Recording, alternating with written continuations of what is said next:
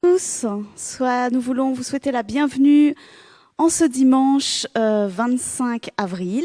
Soyez les bienvenus à notre culte. Nous sommes contents de pouvoir encore passer ce moment avec chacun d'entre vous.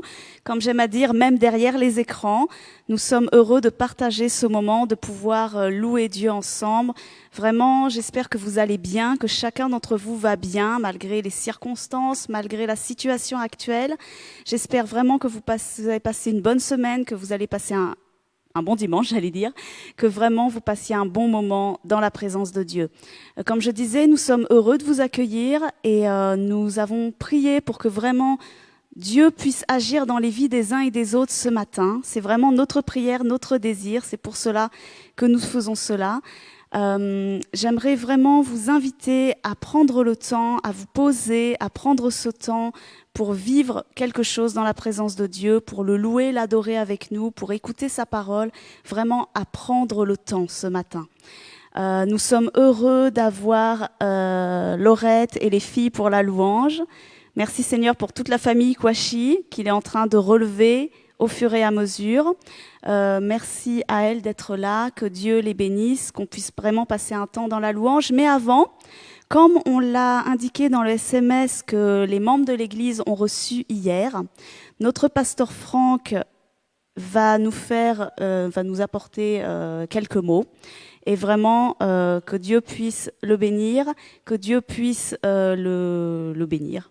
Et que vraiment nous puissions être attentifs. Merci Seigneur de l'avoir relevé. Merci Franck d'être de retour parmi nous. Il est encore en convalescence, hein, comme on l'a dit dans le SMS hier. Donc il vient nous apporter quelques mots, dire quelques mots à l'Église. Alors soyons attentifs. Que Dieu vous bénisse. Je lui laisse toute la place. Voilà, merci Rachel. Alors bonjour à chacun, à chacune. J'ai failli dire content de vous voir, mais je ne vous vois pas. Je ne peux que vous deviner, mais c'est une joie pour moi de revenir à l'église, non seulement pour moi, mais également ma famille qui est derrière moi. Alors ce matin, c'est vrai que, comme Rachel l'a dit, je suis toujours en convalescence. Je ne suis pas à même d'apporter un message. Pour l'instant, ça va encore prendre peut-être 2-3 semaines, juste pour des raisons physiques, notamment ma voix, par exemple. Mais ce matin, je voulais quand même venir m'adresser à l'Église, déjà vous donner, faire le point de la situation me concernant. Donc ça va de mieux en mieux. Je prends le temps de me reposer. Chaque jour que le Seigneur fait, je reprends des forces et je suis reconnaissant au Seigneur pour cela. Vous dire que nous allons vraiment mieux. Ma famille est derrière moi, vous pouvez le voir. Et c'est l'occasion de remercier chacun. Au cours de ces 3-4 semaines, nous avons été au bénéfice de vos prières. D'après ce que j'ai compris, des gens ont prié en Belgique, des gens ont prié en France, des gens ont prié en Afrique, des gens ont prié aux États-Unis. Je ne vais pas commettre l'erreur de faire une liste pour remercier parce que je vais certainement en rater quelques-uns, quelques-unes. Mais je veux prendre le temps ce matin, au-delà de vous saluer, vous exprimer notre reconnaissance pour vos prières à mon endroit, à l'endroit de Laurette, à l'endroit des filles, à tous ceux qui ont prié, à ceux qui se sont mobilisés, notamment quand j'étais hospitalisé, ceux qui sont venus à la maison, bien sûr en respectant les règles pour aider Laurette, ceux qui ont appelé pour encourager, je pense notamment aux responsables de l'Église, à chacun, je veux, en mon nom, au nom de ma famille, vous adresser notre reconnaissance et nos remerciements. Et parce que vous avez prié, vous allez devoir nous supporter encore plusieurs années. Et donc, merci à vous, que Dieu vous bénisse. Et je veux tout de suite enchaîner avec une note beaucoup plus triste humainement et raison pour laquelle j'ai tenu à venir ce matin. Je l'ai dit déjà pour déjà vous faire la situation me concernant, parce que c'est une chose de dire que le pasteur Franck se repose, mais à un moment on se dit il va bien, il va pas bien, qu'est-ce qu'on nous cache, etc. Donc je suis là devant vous ce matin et je l'ai dit, une note beaucoup plus triste. Vendredi dernier, donc le 23 avril, le Seigneur a choisi de reprendre notre frère, le pasteur Michael Williams. il aurait dû avoir 76 ans le 14 mai. Notre frère était veuf depuis quelques années. Et avant de continuer, j'aimerais, en mon nom, au nom de ma famille, au nom de l'Église et au nom de chacun d'entre vous, adresser nos condoléances à ses fils. Notre frère Michael a 3 fils, Paul, Stephen et Patrick. Il a également 5 petits-enfants. Et donc, je veux vraiment adresser nos condoléances à ses enfants, à ses petits-enfants, à ses sœurs. Le frère Michael a 2 sœurs qui vivent en Angleterre. Nos condoléances et les plus attristées. Et j'aimerais inviter l'Église à continuer à prier pour cette famille qui a perdu un père, un grand-père, un frère. Le frère Michael était réellement un homme de Dieu, un pasteur à la retraite, plus de 50 ans de ministère, un enseignant de la parole, un enseignant d'école biblique, un fin connaisseur d'Israël. Il organisait des voyages en Israël depuis plus de 40 ans. Et il s'est pris de passion pour Israël et il nous confiait que ces voyages étaient organisés parce qu'il souhaitait donner l'occasion à des chrétiens d'aller en Israël et de connaître l'histoire biblique d'Israël. C'était également un orateur régulier à Ransard. Depuis aussi longtemps que je me souvienne, le frère Michael était invité à Ransard. Il nous a bénis par ses nombreuses prédications, ses enseignements, toujours bien à propos, toujours très profonds. Et en particulier, et peut-être que beaucoup ne le savent pas, mais le frère Michael a joué un rôle primordial lors d'un passé récent dans l'histoire de notre Église. Je parle des 3-4 dernières années où notre Église a connu une crise de leadership assez profonde. Et le frère Michael a été délégué avec son approbation par le mouvement des Assemblées de Dieu pour venir aider notre Assemblée à ne pas aller vers une division au vu de la crise qui était là. Et donc, il est sorti de sa retraite et il a travaillé avec nous. Et au fil des années, il est devenu un père. Je parle pour moi, je parle pour Samuel en particulier, mais pour certains d'entre vous également. Mais également un ami. Au-delà des visites qu'il faisait, nous avions des rencontres dans le privé. Et personnellement, ça a été un privilège et un honneur d'avoir rencontré Michael Williams. Il va certainement nous manquer. Le dernier message qu'il a porté sur Terre, je dirais, il l'a porté ici à Ransard le 21 mars dernier, si vous vous rappelez. Le titre était Méphibosheth. Et vous pouvez retrouver ce message sur notre page Facebook. Le frère Michael va certainement nous manquer. Aujourd'hui, il est auprès du Seigneur.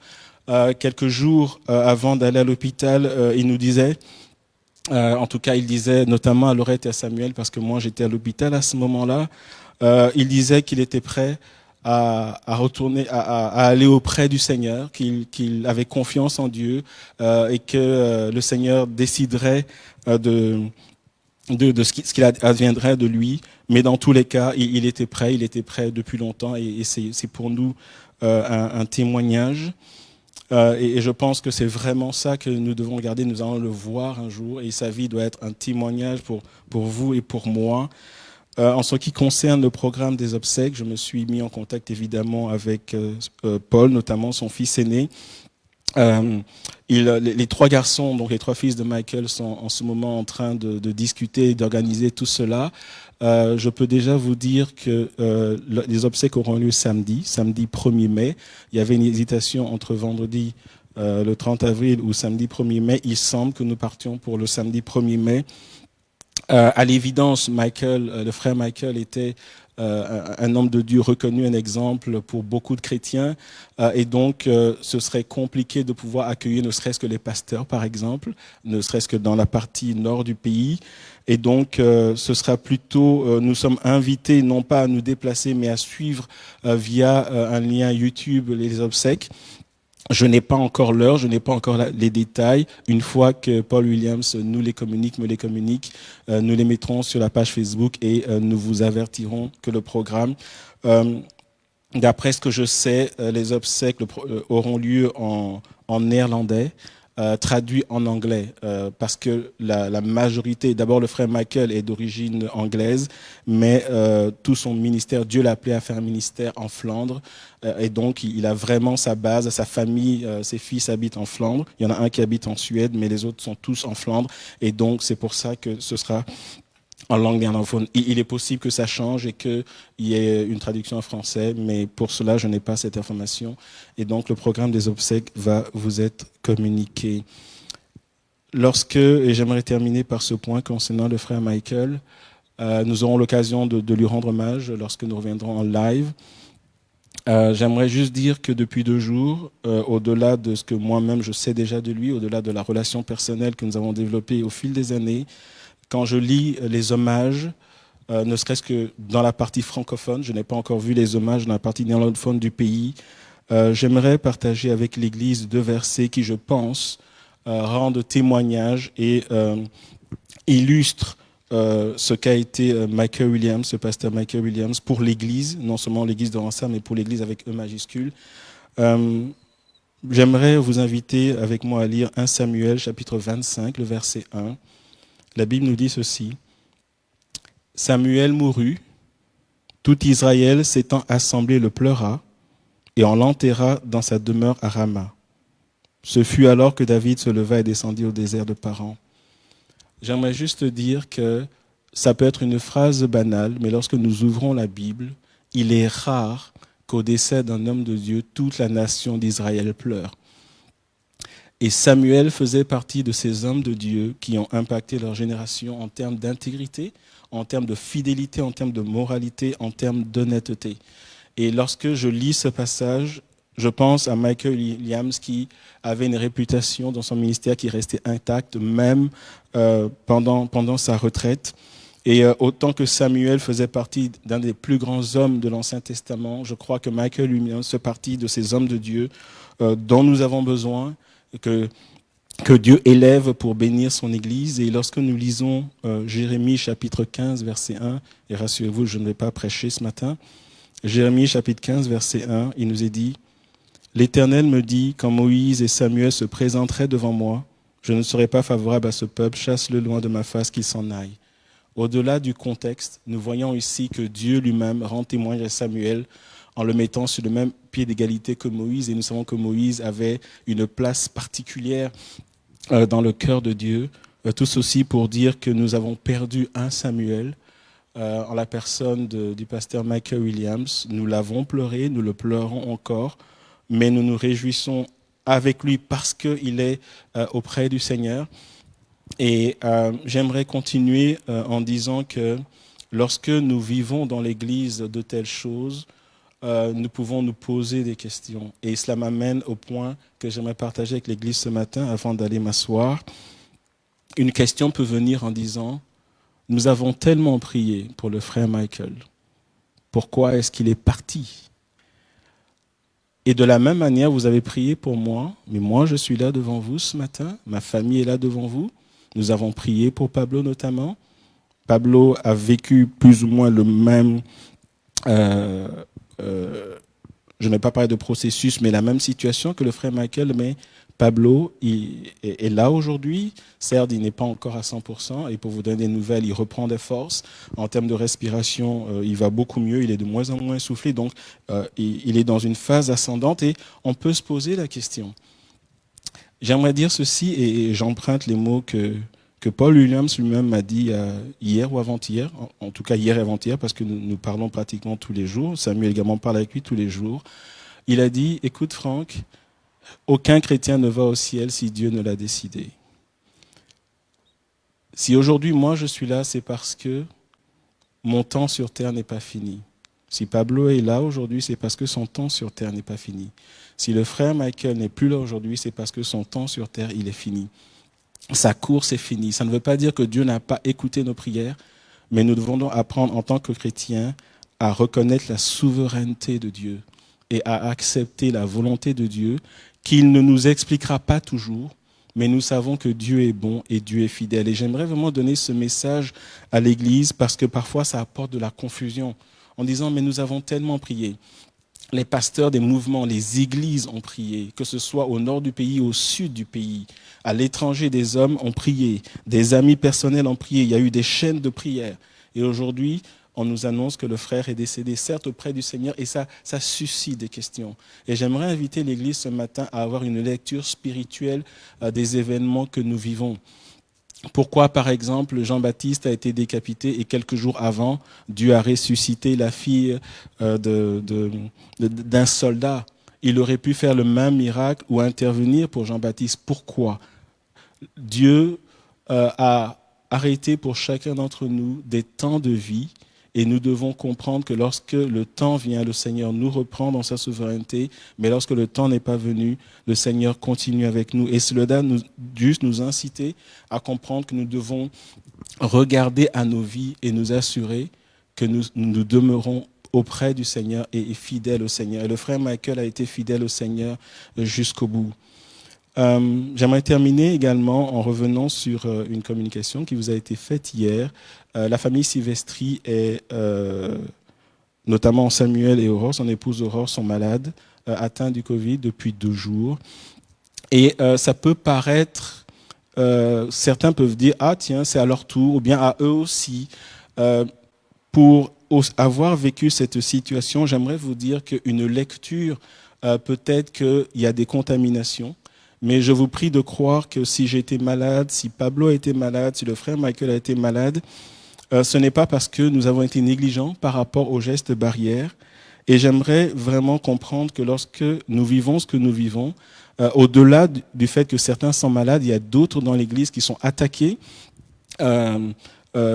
d'autres qui vivent des moments assez difficiles, que ce soit dans leur vie personnelle. Et la lecture que nous avons des choses, ce ne sont pas des événements anodins. Nous reconnaissons un combat spirituel qui est là. Et donc, si je reste sur la maladie, j'aimerais vous dire que oui, physiquement, il y a une maladie qui est là, mais il faut comprendre que dans une assemblée, lorsque les uns après les autres, des responsables, des frères qui s'impliquent, des personnes qui souhaitent remettre leur vie en règle avec Dieu vivent des événements et sont attaqués de la sorte, ça veut dire qu'il est important que l'Église se lève parce que nous sommes engagés dans un combat spirituel.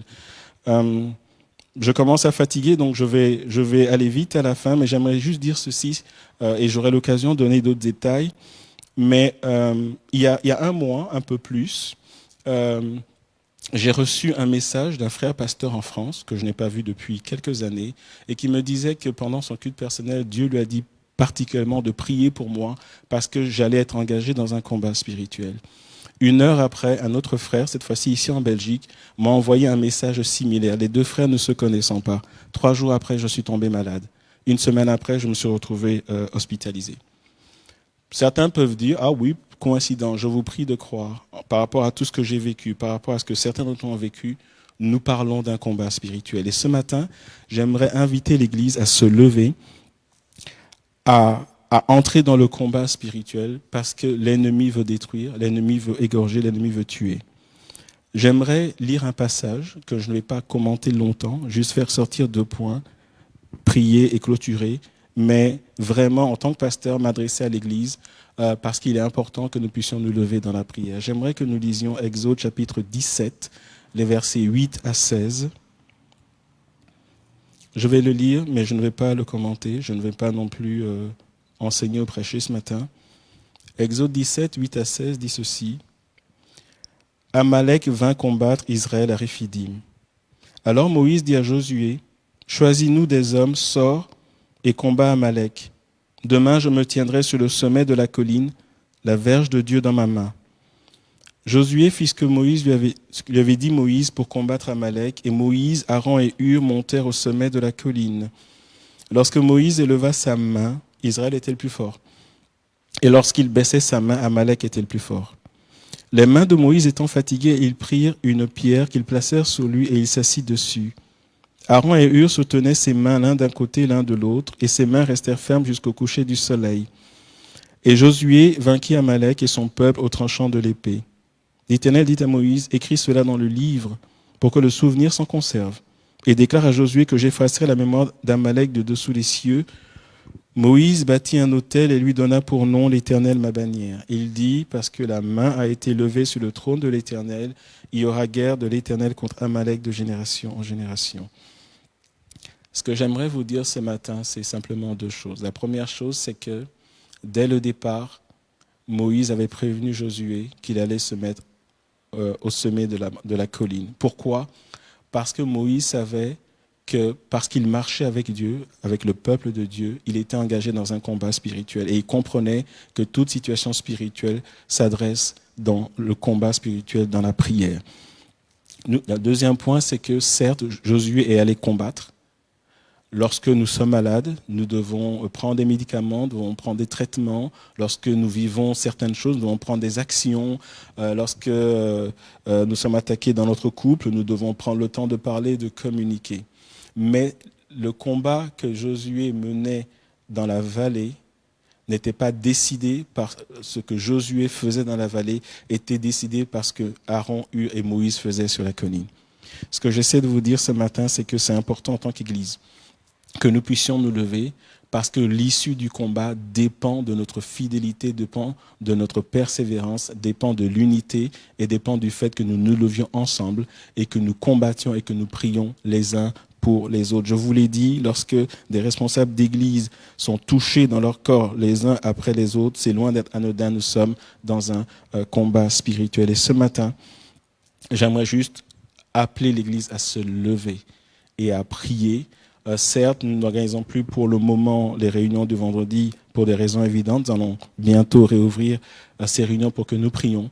Mais je veux inviter l'église à prier dans nos maisons. Aujourd'hui, nous commençons le culte de manière assez inhabituelle, mais je pense que les circonstances s'y prêtent. Et comme je le fais souvent, quand on parle de la prière, on ne va pas se borner à en parler. Nous allons prier. J'aimerais prier, certes. Je suis un peu fatigué là, mais je veux prendre le temps de prier. Je vais demander à Laurette, Jeannora et Pamela de nous conduire dans ce chant parce que j'aimerais dire ceci. Nous ne combattons pas à partir d'une position de défaite. Nous combattons à partir d'une position de victoire. J'aimerais rappeler ceci à l'Église. Jésus est vainqueur. L'Esprit qui habite en nous, qui habite en moi, qui vous parle ce matin, qui habite en ceux qui sont ici et en nous, en vous, nous tous qui avons cru en Jésus, c'est l'Esprit qui a ressuscité Christ entre les morts. Il y a certes un combat, mais Jésus est Seigneur. Jésus est au-dessus de Satan et des démons. Jésus est au-dessus de toute principauté, de toute autorité spirituelle.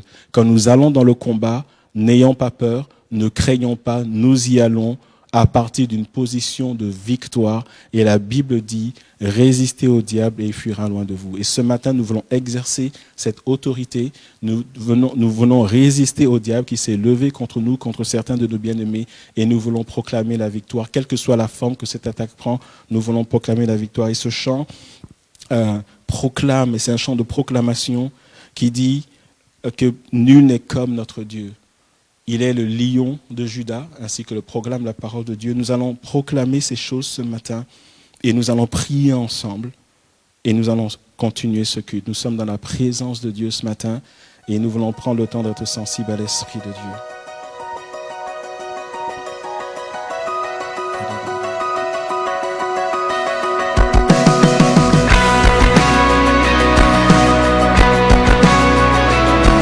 Levons-nous tous ensemble et chantons. Proclamons.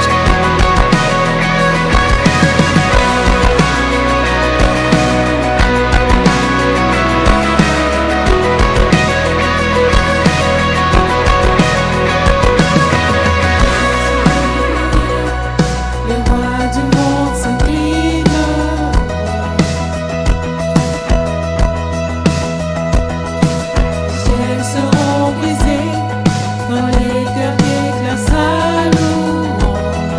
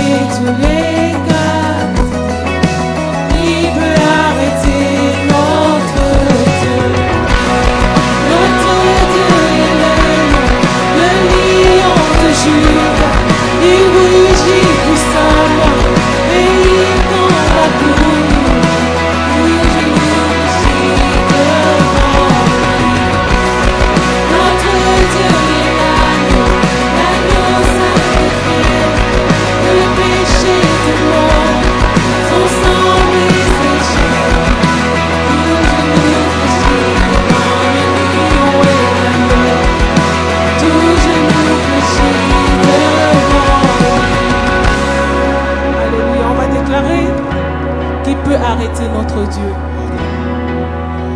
Alléluia. Qui peut arrêter notre Dieu? Qui peut arrêter notre Dieu? Qui peut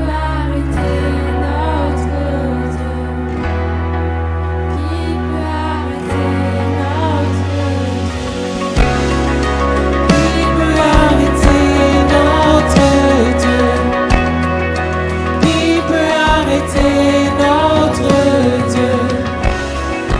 Qui peut arrêter notre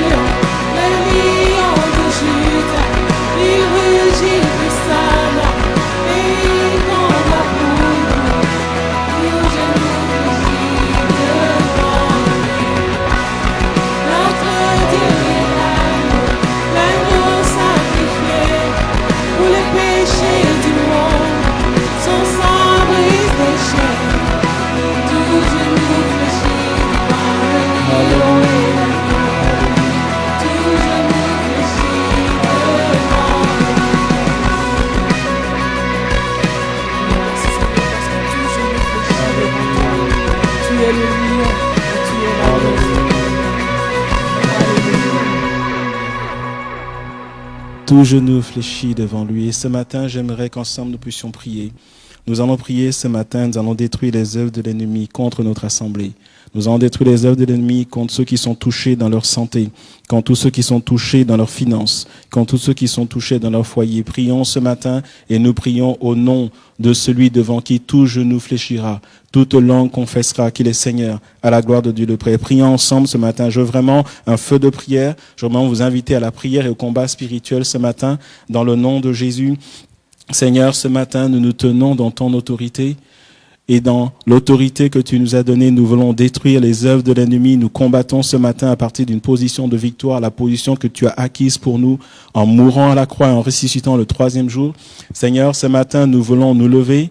Tu as dit, Seigneur, que quand l'ennemi viendra comme un fleuve, l'Esprit de l'Éternel le mettra en fuite. Ce matin, Seigneur, nous résistons au diable et nous déclarons dans le nom de Jésus qu'il fuira loin de nous, qu'il s'agisse des personnes qui sont touchées dans leur santé, dans le nom de Jésus, qu'il s'agisse des personnes qui sont attaquées dans leurs finances, dans leur couple, Seigneur, dans leur famille, au travers de leurs enfants, Seigneur. Dans le nom de Jésus, ce matin, Seigneur, nous déclarons que toute âme forgée contre chacun d'entre nous sera sans effet. Ce matin, dans l'autorité que tu nous as donnée, Seigneur, nous arrachons ce qui a été planté, nous abattons ce qui a été érigé, Seigneur, dans le nom de Jésus. Nous ruinons les œuvres de l'ennemi dans le nom de Jésus-Christ de Nazareth. Seigneur, toute forteresse établie, nous la renversons maintenant dans le nom de Jésus. Nous résistons, Seigneur, aux principautés, nous résistons aux démons, Seigneur, dans tout ce qui est attaque spirituelle, tout ce que l'ennemi a préparé pour attaquer, pour détruire, Seigneur. Ce matin, nous nous levons et nous détruisons ces choses dans le nom de Jésus. Et je prie ce matin, Seigneur, que comme tu l'as fait pour Esdras et ses compagnons, que tu réveilles notre esprit afin, Seigneur, que nous puissions vaquer à la prière et que nous entrions dans le combat spirituel. Je prie ce matin que tu accordes discernement à tes enfants afin que nous discernions ce qui vient de toi, ce qui vient du monde physique et ce qui vient de l'ennemi de nos âmes. Afin, Seigneur, que notre prière, Seigneur, elle soit précise et afin que nous voyions ta victoire. Merci, Seigneur, parce que toi-même tu rentres dans le combat pour nous. Merci, Seigneur, parce que tu remportes la victoire pour nous. Merci, Seigneur, pour cet esprit de prière que tu nous communiques et que tu donnes la victoire à chacun. En particulier, je prie pour Samuel et Aurore ce matin. Je prie, Seigneur, que tu étendes ta main de guérison. Je veux proclamer dans leur vie ce que tu as dit dans Ésaïe, chapitre 53, le verset 5, par tes meurtrissures, ils sont guéris. Seigneur, je proclame cette parole dans leur vie, mais je prie également pour ceux qui passent, Seigneur, par la maladie. Je prie, Seigneur, pour ceux qui sont attaqués ce matin, étends ta main et manifeste ta puissance. Et nous proclamons ces choses et nous recevons ces choses dans le nom qui est au-dessus de tout nom, dans le nom de Jésus, dans le nom de celui qui est vainqueur, dans le nom de celui qui règne, dans le nom de celui qui règne, dans le nom de celui qui règne. Merci Jésus parce que tu es toujours assis sur le trône en autorité. Et en ton nom, les démons s'enfuient. En ton nom, la victoire est communiquée. Dans le nom de Jésus. Dans le nom de Jésus. Alléluia. Je veux vraiment inviter l'Église à rentrer dans des temps de prière. Et ce matin, nous continuons notre culte et nous allons continuer à louer Dieu. Notre Dieu qui est vainqueur. Notre Dieu qui est puissant. Il est digne de recevoir l'adoration et soyons ouverts à l'action du Saint-Esprit ce matin. J'invite l'Église à louer Dieu et nous continuons ce culte dans la direction du Saint-Esprit ce matin. Alléluia. Alléluia. Alléluia. Alléluia. Merci Seigneur parce que tu es celui qui ouvre les yeux des aveugles et tu es là présent en ce lieu parce que tu nous l'as promis et nous voulons te louer Seigneur. Amen. Celui qui fait voir les aveugles est présent ici devant moi. Présent ici devant moi. Oui Seigneur, tu es là.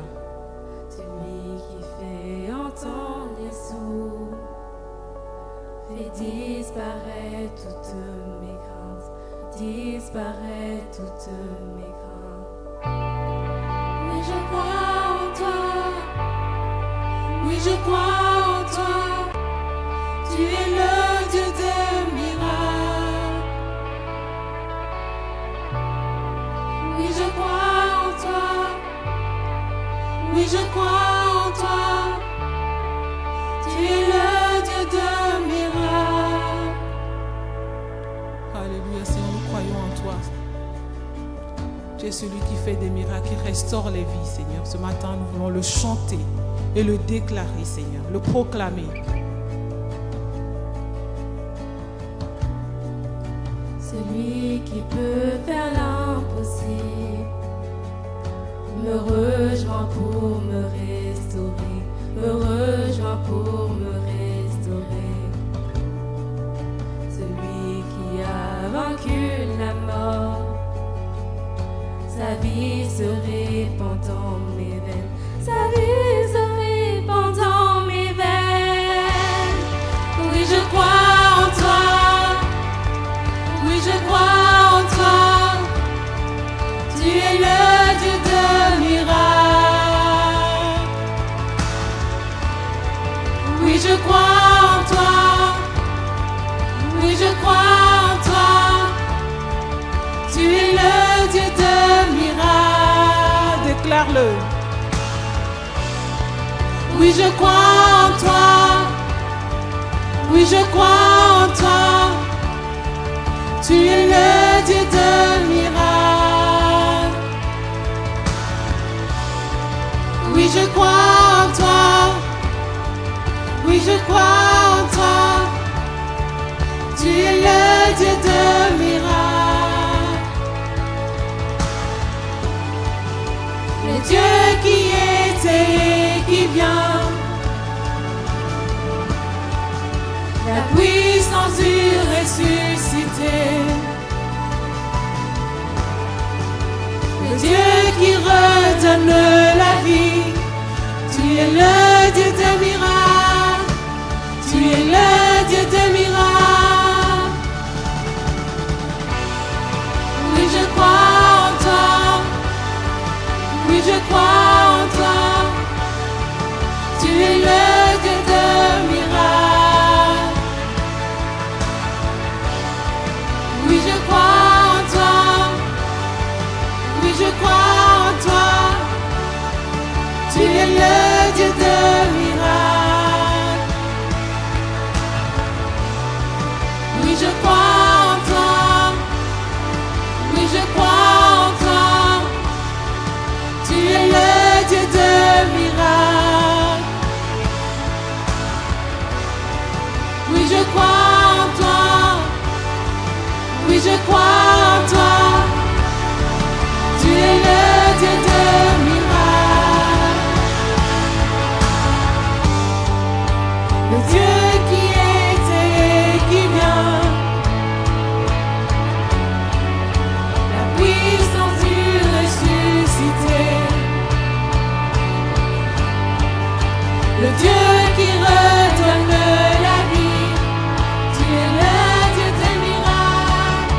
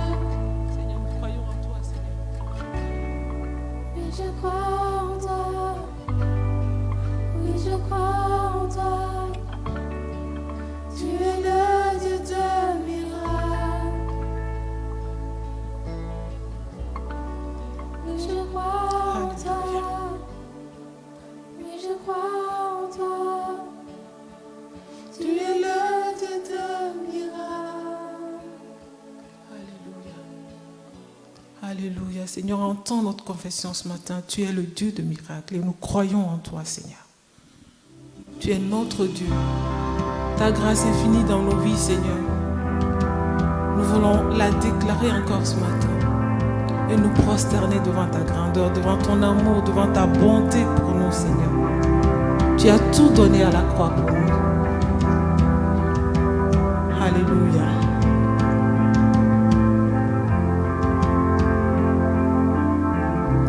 Ta grâce infinie remplit ma vie. Oui, je crois en ta parole. Je t'attendrai. Approche-toi.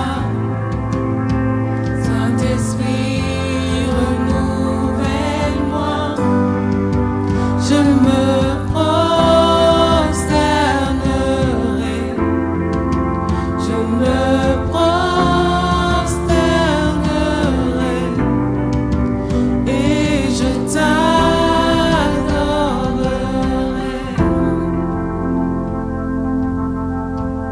Seigneur, ta présence en nous, Seigneur, est lumière. Par la force de ta parole, tu nous restaures, tu nous rachètes. Merci, Seigneur.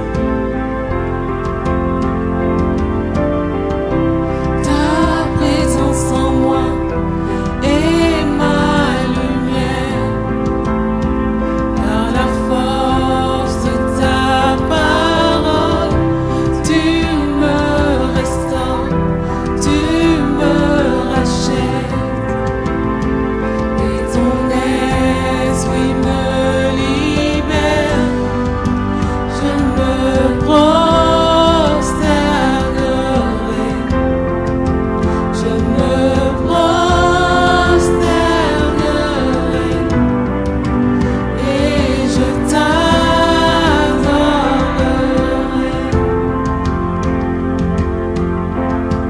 Alléluia. Merci Seigneur parce que tu t'es donné à la croix pour nous, Seigneur. Tu nous as rachetés, Seigneur, à un si grand prix. Comment ne pas te louer, Seigneur? Comment ne pas se prosterner devant toi, le roi des rois? Tu nous as tout donné, Seigneur. Ton amour est grand pour nous, Seigneur. Alléluia. Tu es ressuscité, tu es élevé. À jamais tu es glorifié. Et tu combats pour nous tous les jours, Seigneur. Alléluia. Merci pour qui tu es.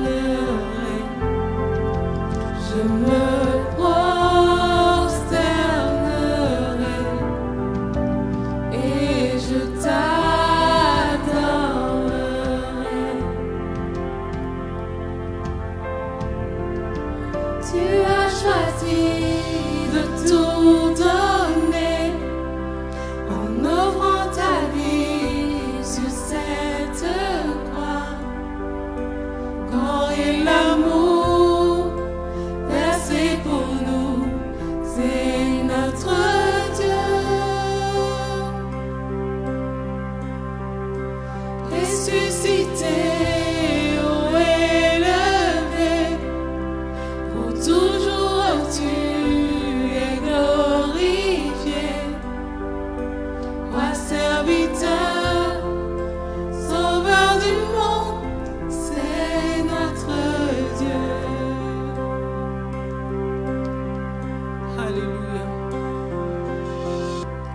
qui s'est donné pour nous. C'est celui-là, notre Dieu.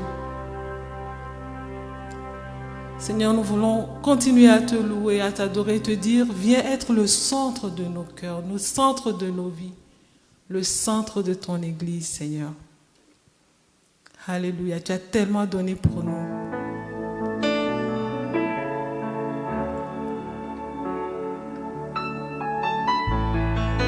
Jésus, sois le centre, du commencement à la fin, sois le centre, Seigneur, de nos choix, Seigneur, de nos actes, Seigneur, de nos désirs. Sois le centre, Seigneur Jésus, et sois le centre de notre louange ce matin.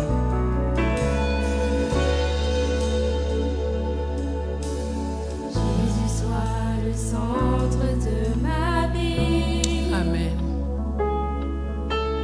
Jésus, sois le centre de ma vie. Du commencement à la fin, toujours et à jamais tu seras. Jésus, Rien n'est comparable,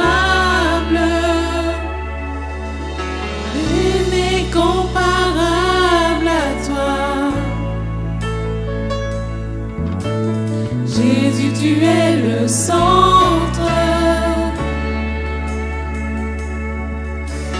l'univers tourne autour de toi, autour de toi.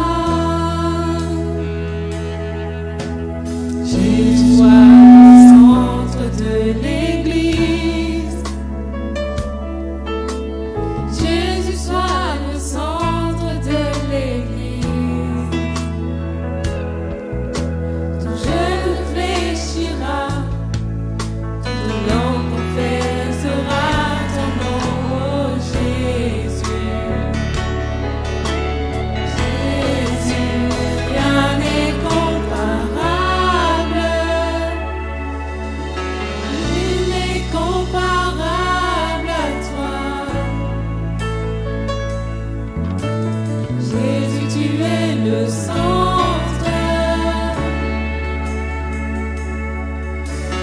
L'univers tourne autour de toi, autour de toi. Alléluia.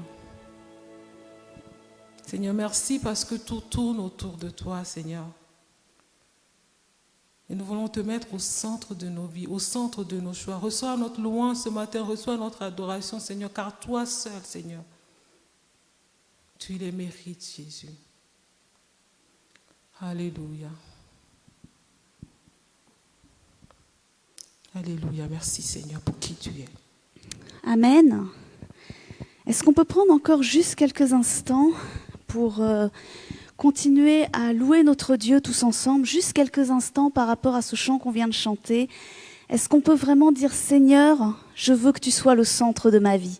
Est-ce qu'on peut prendre juste quelques instants, chacun devant son écran, là où tu es, là, nous, dans la salle, est-ce qu'on peut juste dire, Seigneur, sois le centre de ma vie? Veux-tu que Jésus soit le centre de ta vie pour t'emmener plus loin avec lui? Est-ce qu'on peut prendre juste quelques instants pour prier tous ensemble? Seigneur, nous ne voulons pas seulement chanter des paroles, nous ne voulons pas seulement nous faire du bien avec un chant qu'on aime bien. Ce qu'on veut, Seigneur, c'est proclamer ces paroles de tout notre cœur. Ce que nous voulons, Seigneur, c'est que tu sois le centre. Je veux que tu sois le centre de ma vie, Seigneur. Et ce matin, tous ensemble, nous voulons faire monter cette prière. Seigneur, sois le centre de nos vies.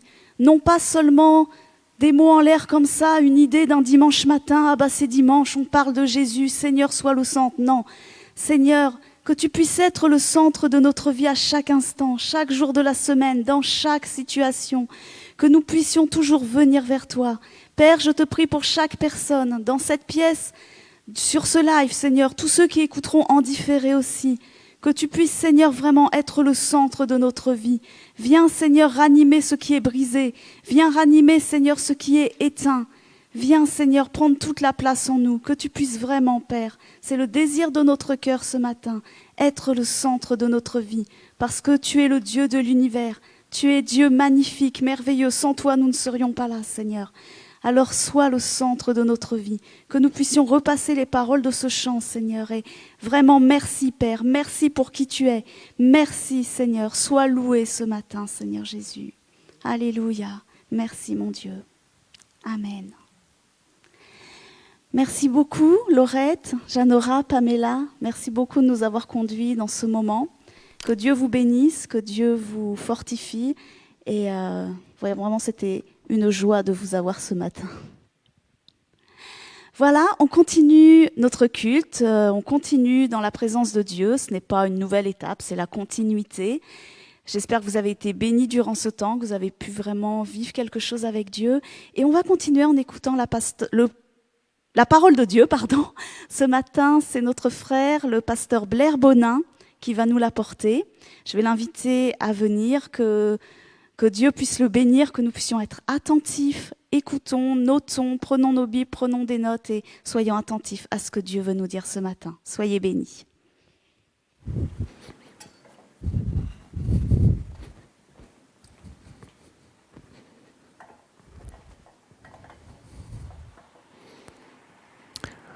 Bonjour à toutes et à tous. Ça fait plaisir encore une fois d'être parmi vous, que ce soit là où vous vous trouvez, dans votre salon, dans votre chambre, dans votre cuisine. Mais l'important, c'est que Dieu est avec nous, l'Esprit de Dieu est partout, omniprésent, partout avec nous. Et il peut effectuer son ministère, son travail au sein de notre cœur, de notre être, au sein de notre famille même. Et donc ce matin, nous bénissons le Seigneur pour ce temps de louange, pour ce temps de prière que nous avons eu ensemble. Et maintenant, nous voulons tourner notre attention vers la parole de Dieu, vers la Bible. Et j'aimerais vous parler ce matin pendant quelques minutes vis-à-vis d'un message que j'ai sur le cœur. Mais juste avant cela, j'aimerais prier encore une fois que le Saint-Esprit soit vraiment au contrôle de tout. Donc Saint-Esprit, nous t'invitons ce matin, nous te disons que tu es le bienvenu.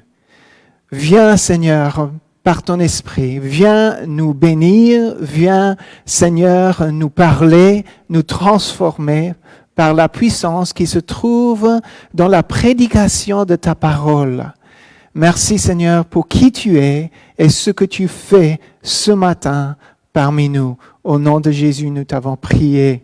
Amen. Notre texte de base aujourd'hui, c'est 1 Jean, chapitre 5 et versets 9 à 13. Donc, c'est un petit livre vers la fin de la Bible, vers la fin du Nouveau Testament. Et nous serons dans ce livre, 1 Jean 5, versets 9 à 13. Et je vais lire le texte qui dit, « Si nous recevons le témoignage des hommes, le témoignage de Dieu est plus grand. Car le témoignage de Dieu consiste en ce qu'il a rendu témoignage à son Fils. Celui qui croit au Fils de Dieu a ce témoignage en lui-même. Celui qui ne croit pas Dieu le fait menteur. Puisqu'il ne croit pas au témoignage que Dieu a rendu à son Fils. Et voici ce témoignage, c'est que Dieu nous a donné la vie éternelle. Et que cette vie est dans son Fils. Celui qui a le Fils a la vie. Celui qui n'a pas le Fils de Dieu n'a pas la vie. Je vous ai écrit ces choses afin que vous sachiez que vous avez la vie éternelle, vous qui croyez au nom du Fils de Dieu. Amen. Quand je lis ce premier verset, le verset 9, et je le lis encore, si nous recevons le témoignage des hommes, le témoignage de Dieu est plus grand. Car le témoignage de Dieu consiste en ce qu'il a rendu témoignage à son Fils. Quand je lis ce verset, je pense au passage dans les évangiles, en Matthieu et en Luc et d'autres, Matthieu, je vais prendre le cas de Matthieu, chapitre 3, versets 16 et 17. Je pense à cette histoire dans la Bible, quand Jésus était baptisé. Et quand il était baptisé dans le fleuve Jourdain, les cieux s'ouvrirent, la Bible nous dit, et il vit l'Esprit de Dieu descendre comme une colombe et venir sur lui. Et voici, une voix fit entendre des cieux ces paroles. Celui-ci est mon Fils bien-aimé, et en qui j'ai mis toute mon affection. Donc, quand je lis ce passage dans 1 Jean, je pense à cette histoire du baptême de Jésus où nous voyons justement où Dieu a confirmé son appel, a confirmé que Jésus-Christ était son Fils. Et le témoignage de Dieu, la Bible nous dit, est plus grand que même le témoignage des hommes. Vous savez, il y a une nouvelle série américaine qui passe à la télé maintenant qui s'appelle The Chosen, le choisi ou l'élu en français si on parle de Jésus. Ou bien si on parle de ses disciples, le titre pourrait être les choisis ou les élus. Il s'agit de la plus grande campagne télévisée financée par crowdfunding jamais réalisée avec 10 millions de dollars collectés pour la première saison. Elle est entièrement gratuite à regarder en ligne et la deuxième saison a déjà commencé. Elle a été déjà visionnée par près de 131 millions de personnes dans le monde entier. Et ceci dans plus de 180 pays déjà. Elle est actuellement en cours de traduction dans 70 langues, la priorité étant de la traduire dans les 10 langues les plus courantes. Je crois que le français y sera bientôt. Mais c'est vraiment bien fait. La manière dont on présente Jésus et sa mission dans cette série est vraiment top, dans le sens que cela donne une approche fraîche aux évangiles, surtout au niveau de la manière dont elle dépeint Jésus au travers des yeux de ceux qui l'ont rencontré. Ce qui me frappe dans cette série, que ce soit en regardant la série elle-même ou en lisant les évangiles encore et encore, ce qui me frappe, c'est que Jésus était et est toujours unique dans notre monde. Il est celui qui a vécu et qui vit à jamais. Nul n'est comparable à lui. Et ceci est important de se rappeler dans cette saison de l'année. Je ne sais pas si vous le savez, mais les musulmans du monde entier sont en train de célébrer le Ramadan depuis le 12 avril et jusqu'au 12 mai. Ils voient Jésus comme prophète et même Messie, mais ils ne le voient pas comme Fils de Dieu, comme étant Dieu lui-même. Donc, petite parenthèse, priez pour que les musulmans partout dans le monde et ceux que vous connaissez personnellement aient une révélation de Jésus pendant ce mois de Ramadan, afin qu'ils soient sauvés, transformés, pardonnés par la foi en lui. Pour revenir à Jésus, cet homme qui a vécu ce Dieu qui est le nôtre.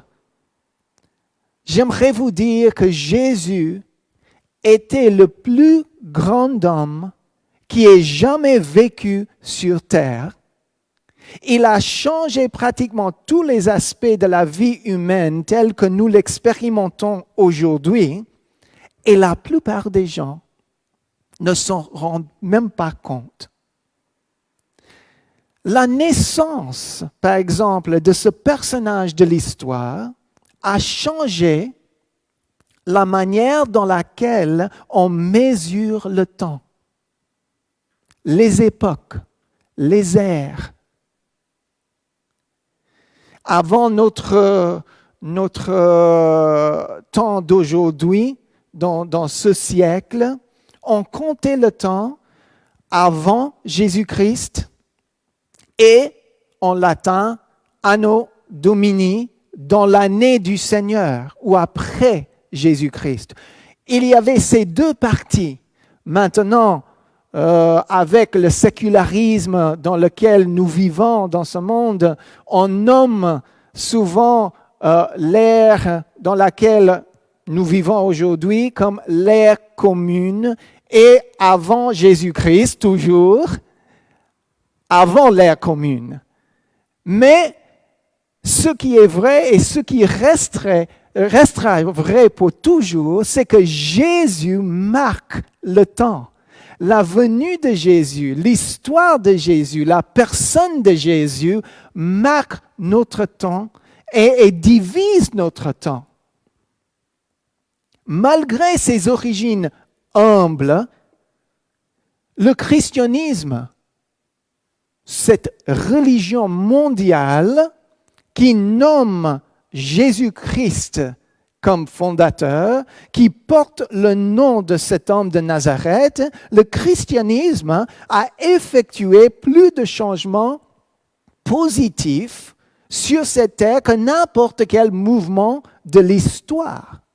Il inclut des choses comme les hôpitaux, les universités, commencées au début pour des buts chrétiens, la valorisation de la femme, l'éthique du bon samaritain et des œuvres charitables, des standards de justice plus élevés, la valorisation du petit homme, la valorisation de la vie humaine, le salut des âmes. Et tout ceci tourne autour de la personne, ce grand personnage dont on nomme aujourd'hui Jésus-Christ, notre Sauveur et notre Seigneur. Vous savez, mes amis, sa venue allait déterminer notre avenir. Je répète, sa venue allait déterminer notre avenir. La Bible nous dit en Ésaïe 9 et verset 6 ceci: « Car un enfant nous est né, un fils nous est donné, et la domination reposera sur son épaule. On l'appellera admirable, conseiller, Dieu puissant, Père éternel, prince de la paix. » Ésaïe, des centaines d'années avant l'arrivée de Jésus.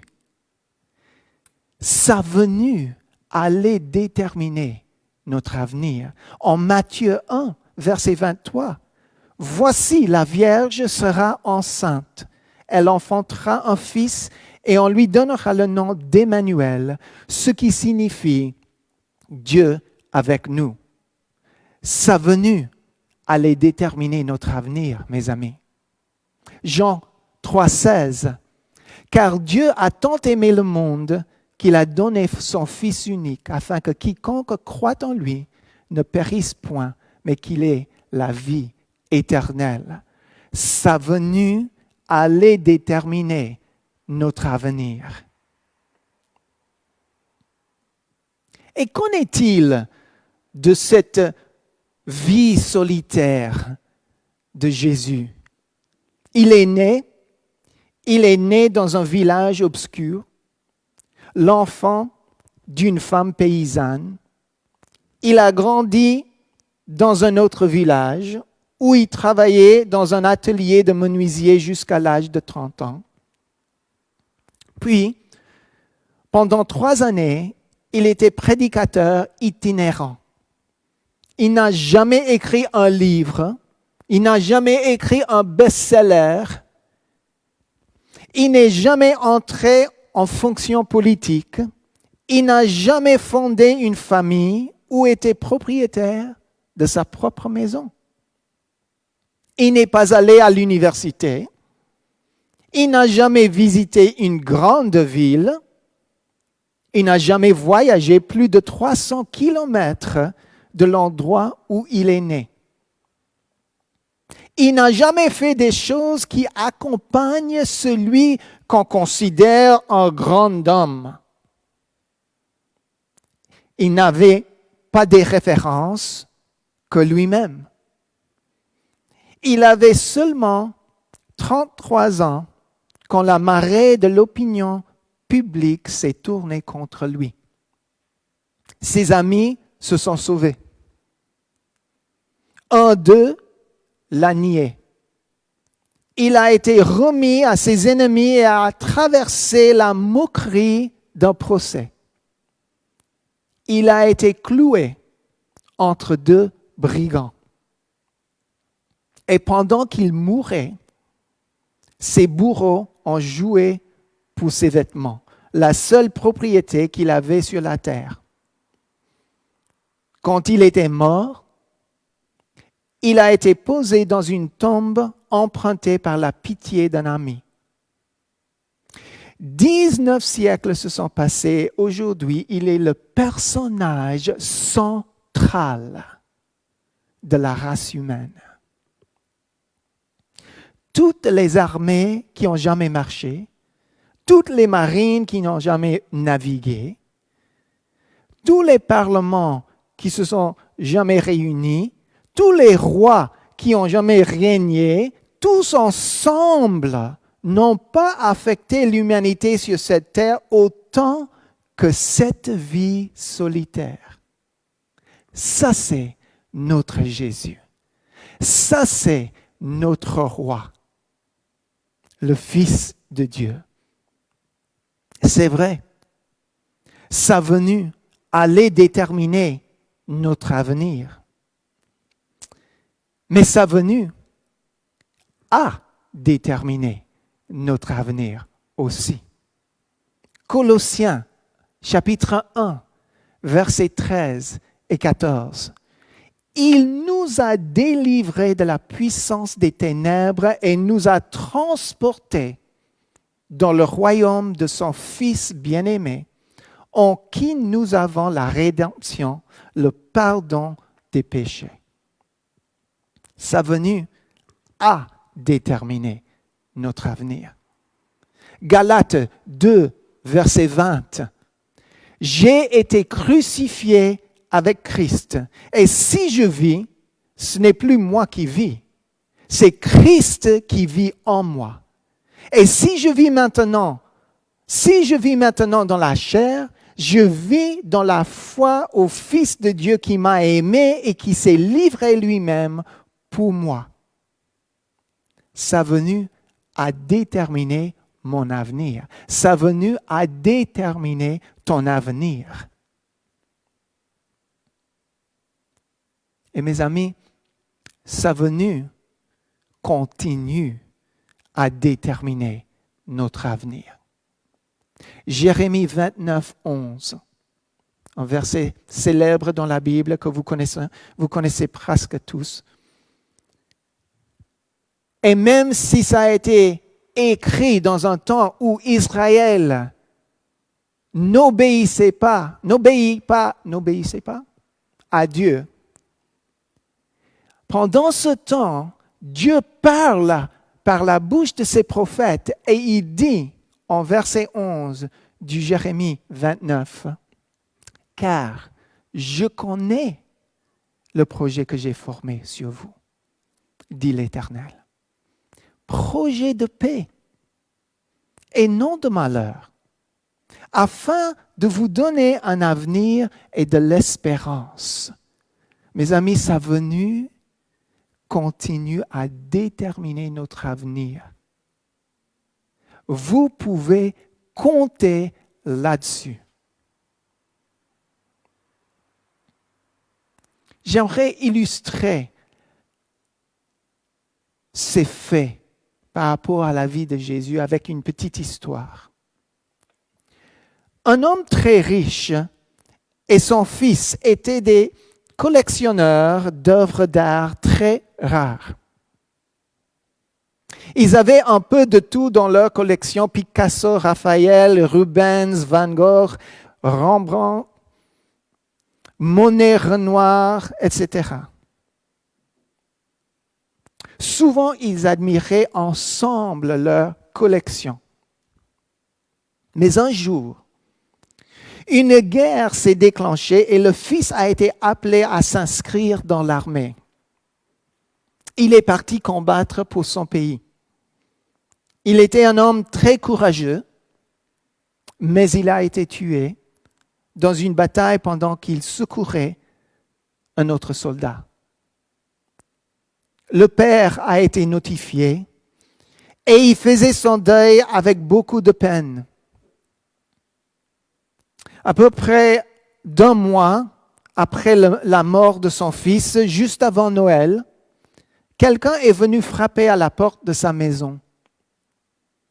Un jeune homme qui tenait un grand paquet s'est présenté ainsi: « Monsieur, vous ne me connaissez pas, mais je suis le soldat pour qui votre fils a donné sa vie. Il a secouru beaucoup de vies ce jour-là et il est mort instantanément. Il n'a pas souffert. En plus, il parlait souvent de vous et votre amour pour l'art. Je sais, dit-il, que ceci n'est pas grande chose. Je ne suis pas vraiment un artiste renom, mais je crois que votre fils aurait voulu que vous acceptiez mon geste. » Le père l'invitait à entrer et puis il a ouvert le cadeau. C'était un portrait de son fils peint par ce jeune homme.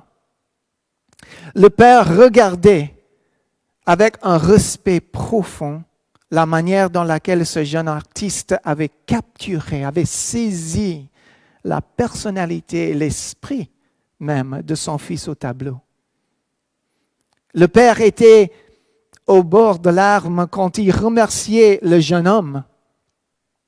Il offrait de payer pour cette œuvre, mais le jeune homme répondait: « Oh non, monsieur, je ne peux jamais rembourser ce que votre fils a fait pour moi. C'est un cadeau, c'est un don. » Le père accrochait le portrait au mur au-dessus de sa tablette de cheminée et l'exposait en premier lieu chaque fois qu'il recevait des visiteurs qui venaient voir ses grandes œuvres d'art. Plus tard, le père mourut et il fallait avoir une vente aux enchères. Beaucoup de gens sont venus de partout et surtout des gens d'influence, des gens de beaucoup de biens. Tout le monde était enthousiaste de voir ces œuvres et d'avoir l'occasion d'en acheter une ou deux pour leur collection. Sur la plateforme était exposé à côté le portrait du fils. Et le commissaire-priseur ouvrait la vente en annonçant: « Nous allons commencer avec le portrait du fils. Qu'offrez-vous pour le fils ?» Silence. Puis une voix au fond de la salle criait: « Nous voulons voir les chefs-d'œuvre. Sautez celle-là. » Mais le commissaire persistait. « Bon, nous allons commencer avec 200 €. » qui donnera-t-il 200 €? Mais une autre voix criait avec impatience, nous ne sommes pas venus voir le fils, mais les maîtres. Allez, commencez avec les vrais. Mais le commissaire persistait encore. Le fils, qui prendra le fils? Finalement, une voix vraiment du fond de la salle disait, je vous donne 10 € pour le portrait du fils. C'était le jardinier. Et étant un homme de petits biens matériels, a offert tout ce qu'il pouvait. Nous avons 10 €. Qui donnera 20 €? Annonçait le commissaire. Donnez-le lui pour 10 € et continuons avec les maîtres, répondait quelqu'un. 10 € est l'offre. Qui donnerait-il quelqu'un? Qui donnerait-il 20 €? Est-ce que quelqu'un donnerait-il 20 €? Insistait le commissaire. Maintenant, la foule devenait très agitée. Enfin, le commissaire a proclamé, une fois, 2 fois, vendu pour 10 €. À cet instant, un homme au 2e rang criait, maintenant, enfin, continuez avec la vraie collection. À quoi le commissaire disait, je suis désolé, la vente est terminée. Mais les tableaux, demandaient les gens. Le commissaire reprend la parole et dit, quand j'ai été appelé à diriger cette vente aux enchères, on m'a partagé un secret. Et je n'étais pas permis de le révéler jusqu'à ce moment-ci.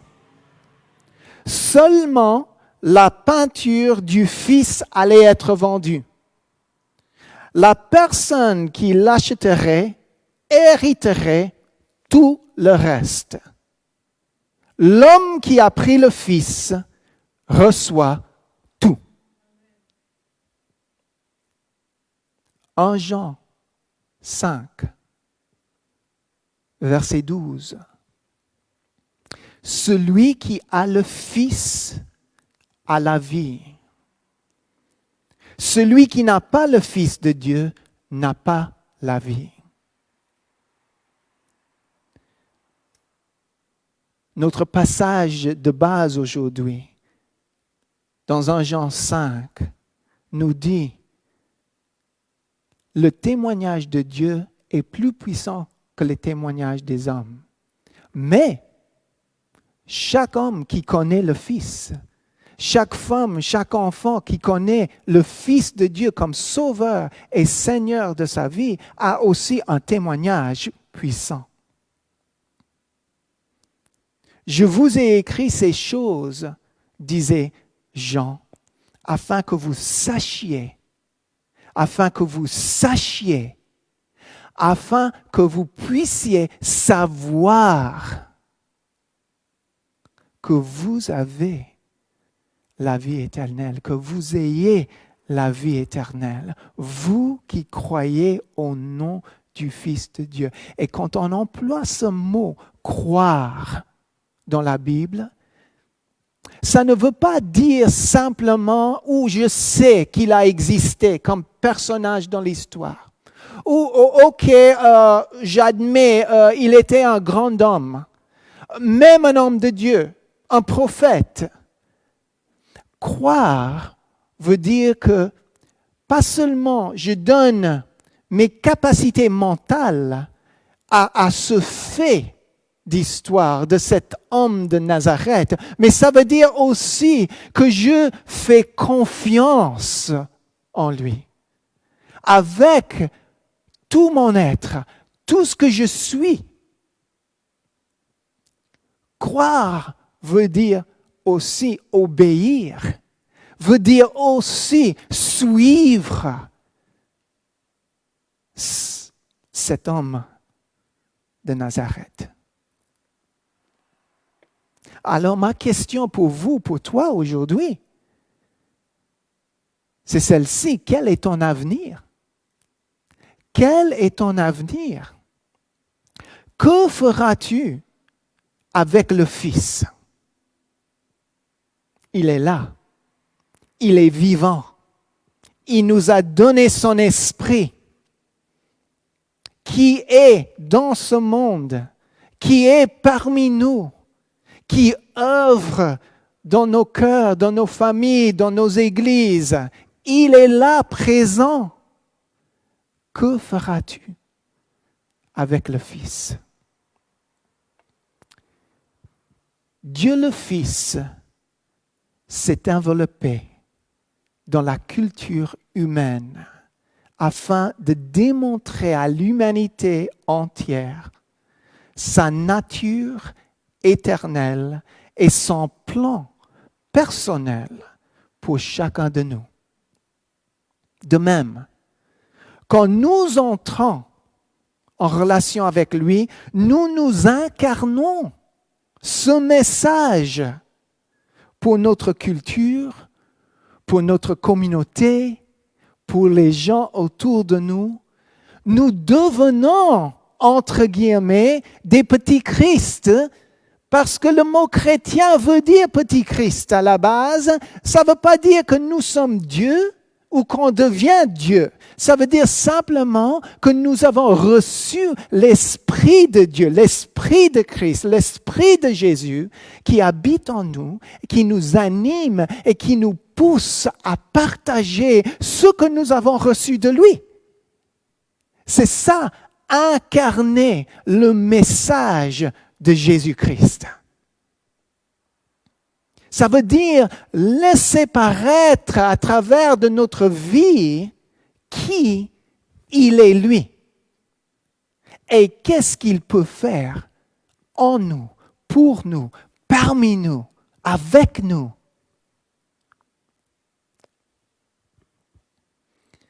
Que la puissance créative du Saint-Esprit illumine nos yeux au cadeau qu'il nous offre, la vie véritable. Que nous ouvrions aussi la porte de nos cœurs, que nous puissions aussi devenir une simple porte ouverte par laquelle d'autres trouveront Jésus. Prends le Fils, qui est le plus cher de tous.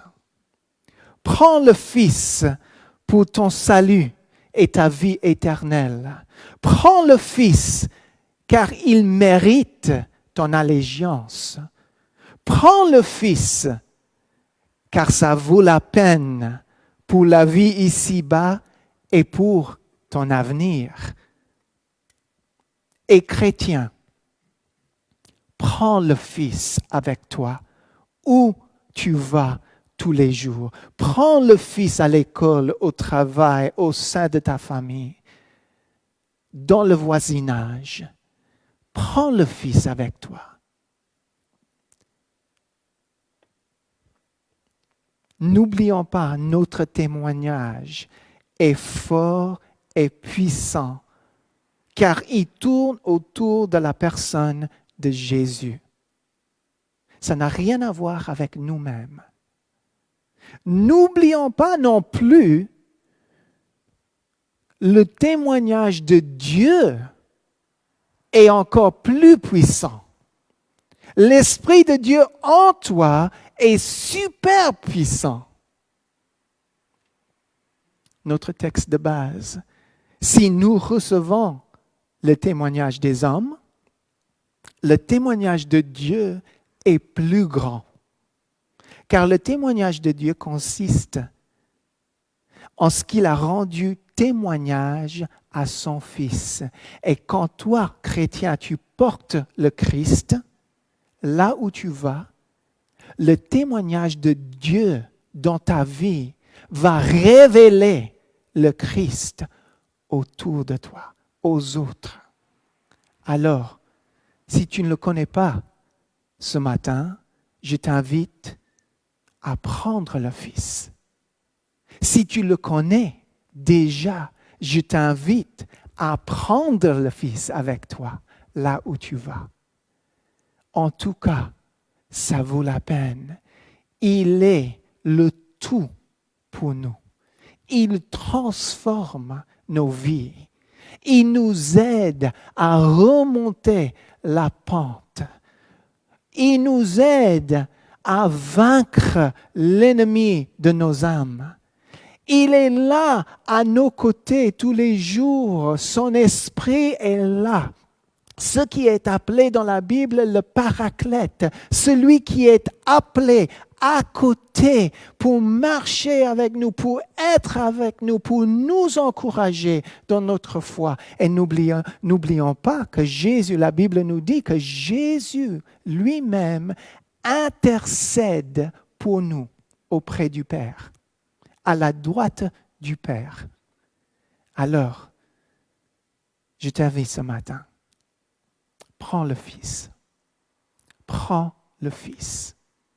Il est là, il est réel, il est vivant, il est pour toi.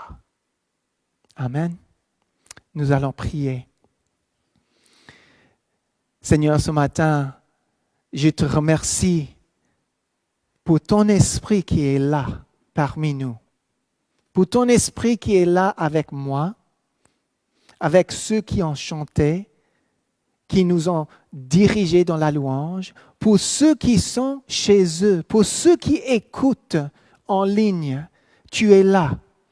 Alors Seigneur, je te prie que tu les aides, que tu nous aides tous, Seigneur, à prendre le Fils, à recevoir le Fils de Dieu qui est venu sur terre, donner sa vie afin que nous ayons la vie éternelle, la vie abondante. Et aide-nous aussi, Seigneur, nous qui te suivons déjà, à prendre le Fils avec nous, à être, Seigneur, tes témoins, afin qu'autour de nous, nous puissions voir le rayonnement de ce que tu fais, de qui tu es, Seigneur, afin que toi, Seigneur, dans ta grâce, tu puisses aussi appeler d'autres à te suivre, parce que ton témoignage est beaucoup plus grand que le nôtre. Mais tu veux utiliser le nôtre aussi, parce que tu es en nous. Tu es en nous, Seigneur. Merci de nous utiliser. Merci d'employer notre témoignage qui est fort en toi. Merci pour ce que tu fais, pour qui tu es. Et Seigneur, merci parce que tu as déterminé, ta venue a déterminé notre avenir. Et tu continues à déterminer notre avenir. Nous t'avons prié ainsi dans le nom puissant de Jésus-Christ de Nazareth, notre Sauveur, notre Seigneur. Et nous te disons Amen. Que Dieu vous bénisse, que vous ayez une excellente semaine en Jésus. Prends le Fils avec toi. Amen. Amen. Merci au pasteur Blair pour ce message. Que Dieu te bénisse. Merci au Seigneur pour cette parole. Je pense que le message est suffisamment clair et se passe de tout commentaire. Que nous croyons en Dieu aujourd'hui ou pas, que nous soyons chrétiens ou pas, la question est qui est Jésus pour moi, qui est Jésus pour toi aujourd'hui. Vraiment, merci à tous les intervenants de ce culte. Merci à Laurette, Jeannora et Pamela pour la louange. Merci à Franck d'avoir pris le temps, malgré qu'il soit encore très fatigué, d'être venu nous donner quelques mots. Merci au pasteur Blair. Merci à Sergio, à la technique et à Maxime. Vraiment, et merci à vous qui nous suivez. C'est vrai que nous faisons cela, nous voulons servir Dieu, vous encourager. Et nous sommes aussi encouragés de savoir que vous êtes bénis derrière votre écran. Au niveau des annonces, simplement vous dire que nous suivons l'évolution des choses et que selon les prochains événements, les prochaines décisions que nous suivons au niveau sanitaire, politique, etc., comité de concertation, etc., nous reprendrons, comme le pasteur Franck l'a dit tout à l'heure, les réunions de prière du vendredi, mais nous ne savons pas encore exactement quand. Nous vous tiendrons au courant au fur et à mesure. Simplement, pour terminer ce culte, avant de vous souhaiter vraiment une bonne semaine, nous inviter à continuer de prier. Continuons de prier pour que Dieu restaure toute la famille Kouachi complètement. Continuons de prier pour que Dieu restaure Pablo. Continuons de prier pour Samuel et pour Aurore. Continuons de prier pour tous ceux que nous connaissons autour de nous, qui sont malades ou même que nous ne connaissons pas, mais continuons de prier. Et comme le pasteur Franck l'a dit tout à l'heure, continuons de prier dans ce combat spirituel. Le diable veut attaquer l'Église, mais il n'aura pas le dernier mot parce que c'est Jésus qui est vainqueur. Nous vous souhaitons une bonne semaine, soyez bénis et on se retrouve, j'allais dire ici là, mais oui, ici là, en live, dimanche prochain. Soyez bénis et à très bientôt.